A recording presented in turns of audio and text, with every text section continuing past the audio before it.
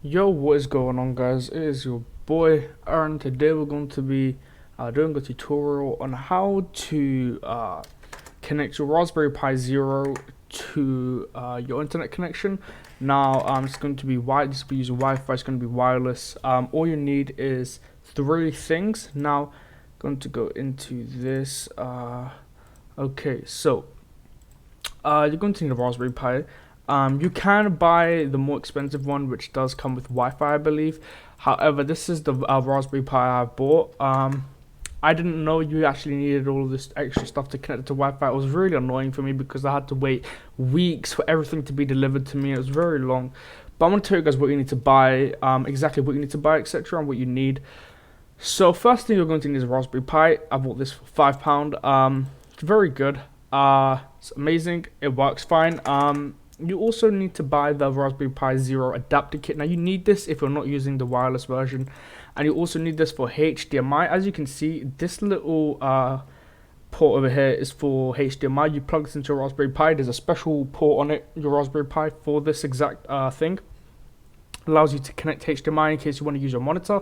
Now, also going to need a USB, or not USB, this is basically for a USB port. Yes, exactly, a USB port. Now this will plug into a Raspberry Pi. There's a port here for that as well.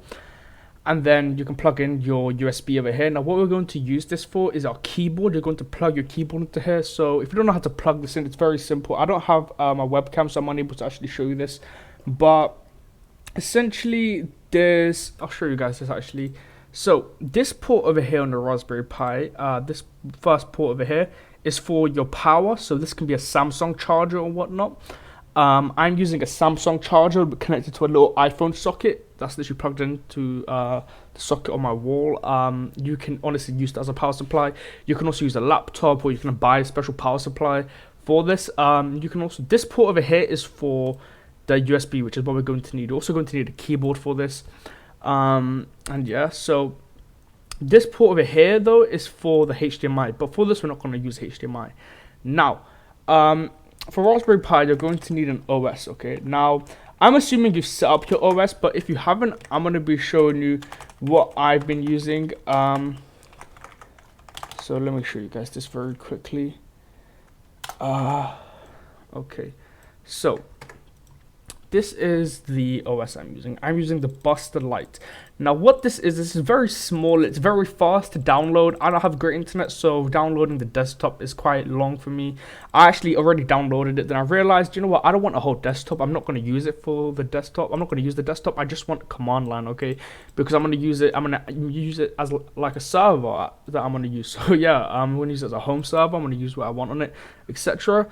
So I downloaded the Raspbian Buster. I recommend this is what you download if you're using Zero, if you're using the Raspberry Pi Zero, because it's very small. It's a good OS. I like it a lot.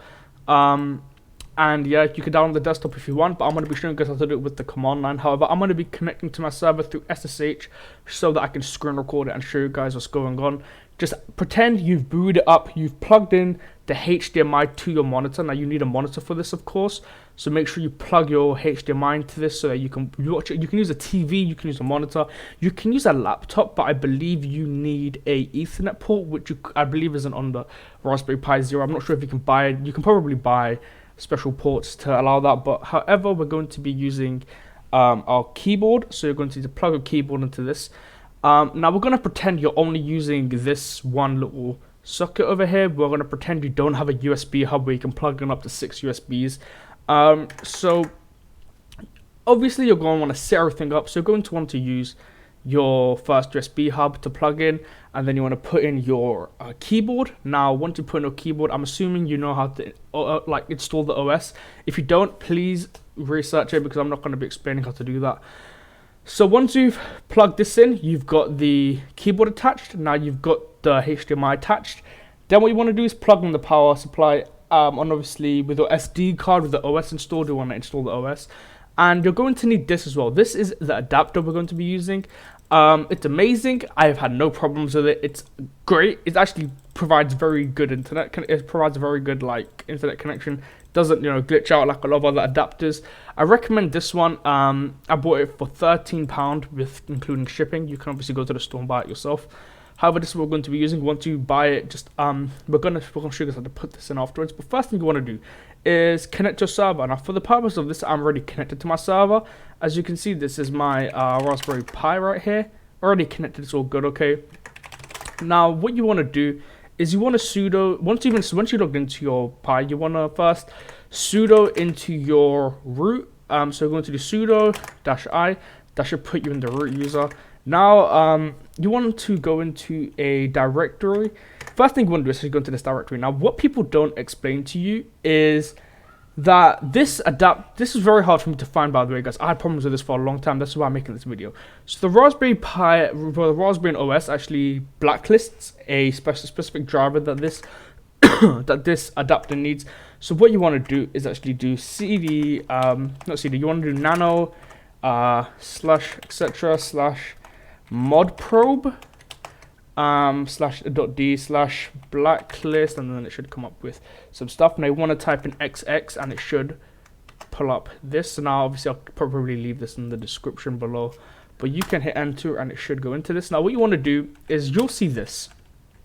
You just want to add a hashtag on the front of it that will comment it out. Now this line's going to be ignored so it doesn't blacklist it basically. Now what we can do is we can set up our what's it called? We can set up our network. Now to do this, you want to do nano. I believe it is. Sorry guys, give me a moment. It's /etc / networks / interfaces. I believe. Hold on, let me check what's in this directory because I'm bugging out. Oh, okay, sorry. Okay, yeah, interfaces, okay. So you want to nano into this. Now we can edit this. Now what this is going to be is, I'm going to leave this file in the description. What you want to do is basically copy and paste it into this. Now obviously you're not going to be able to copy and paste it if you're using a monitor. You're going to have to like read the file off your phone and type it in or something, or maybe you can copy and paste it if you're using, I believe you can do it with your laptop. However, you know, it's up to you. I had to write this out. When I found this, I had to actually write out each line myself, but you guys can see it here. There will also be a link in the description to this. You guys can go and try and, you know, copy what I did here and just paste it exactly the way it is. All you guys need to do. Then you want to exit out of that. Now you want to go to that directory. Now I'm gonna show you guys. There's actually a directory inside of this. I'll show it to you guys. Hold on.